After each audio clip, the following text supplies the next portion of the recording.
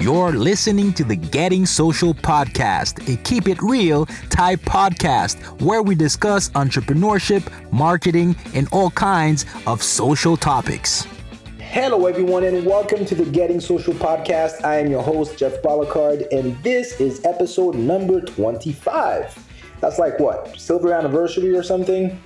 I should really know this because it's actually Valentine's Day. So happy Valentine's Day to you all. This is a very special episode. All you get today is me and my guest. And guess who my guest is? Love. That's it. That's all we're going to be talking about. We're going to be talking about love today. So let's get right to it. I truly believe that love is what we need in this world. It has the power to heal all of us. Love is pure, authentic, instinctive. We were born with the natural ability to love our children. Our spouses, siblings, neighbors, friends just love each other. We don't need to learn how to care for each other. It's already present within each and every one of us.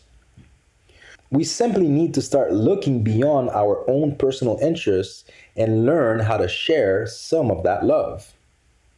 But where do we start? How do we spread more love within our homes, communities, and throughout the entire world? Like the great Michael Jackson said, I'm starting with the man in the mirror. So let's start with self-love. According to transformational coach, clinical hypnotherapist, and counselor, Mary Paleologos, self-love at its very core is accepting who you are, as you are, the good and the bad. It's about self-care and looking after yourself and having compassion for yourself. When that happens, you begin to have love and compassion for others. So now that we know where it starts, which is within ourselves, the question is, when does it start? Before we can learn to love ourselves as adults, we must start as children. So our parents and caregivers are actually where it starts. In fact, it is said that children that are touched often, spoken to, kissed, and loved will show more compassion and love when they grow up. That's common sense, right? But if we do the opposite, what do you think will happen? If we constantly put them down and force them to beg for our attention and validation, they will never learn how to love themselves for who they are, and therefore less likely to love others for who they are. So our jobs as parents is to show our children that love from the very first day and every day. Touch them, speak to them, ask them, listen to them, care for them, kiss them, tell them you love them often.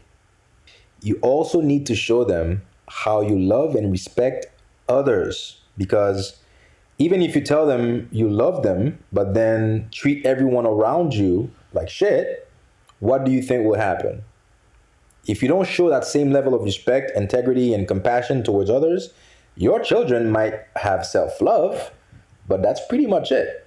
They will love themselves, and maybe those who look like them, speak like them, eat and travel like them, go to the same school as them, or whose grass is as green as theirs.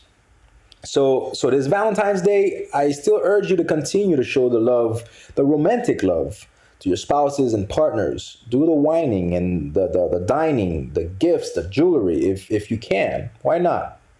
If that's what you're into, if it's how you want to show it, you show it that way.